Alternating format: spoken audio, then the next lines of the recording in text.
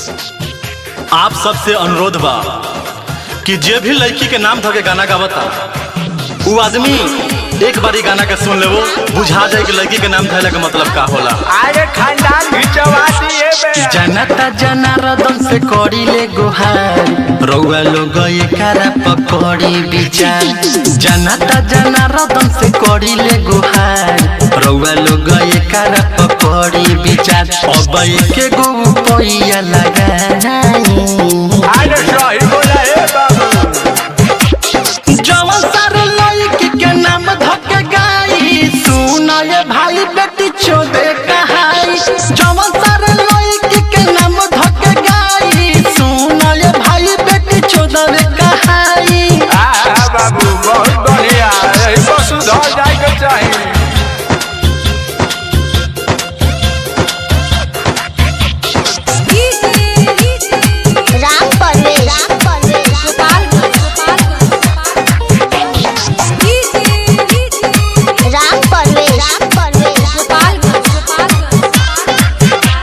निमन गीतिया गईब त खूबे नाम कमैब,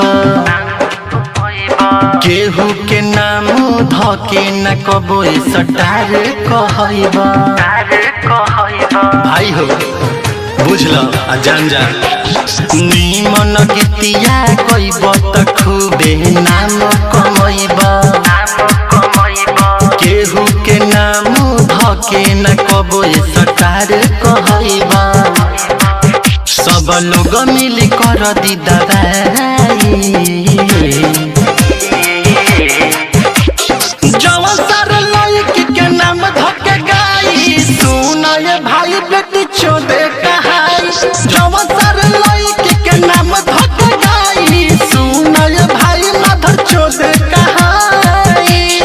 अरे लड़की के मर जाना के खत्म कर हे बाबू।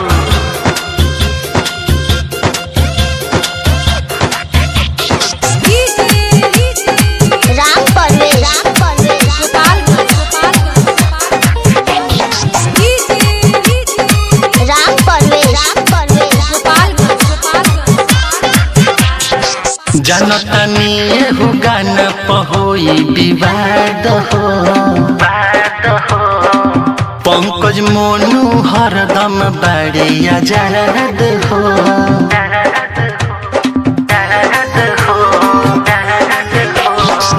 जनतनी एहू गाना पहोई विवाद हो, पंकज मोनू राहुल बड़े आजाद हो।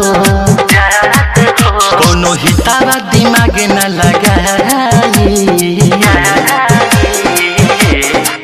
जवन जवन सारे लड़की के नाम धके गाई, सुना ये भाई अपन बहिन चोदाई।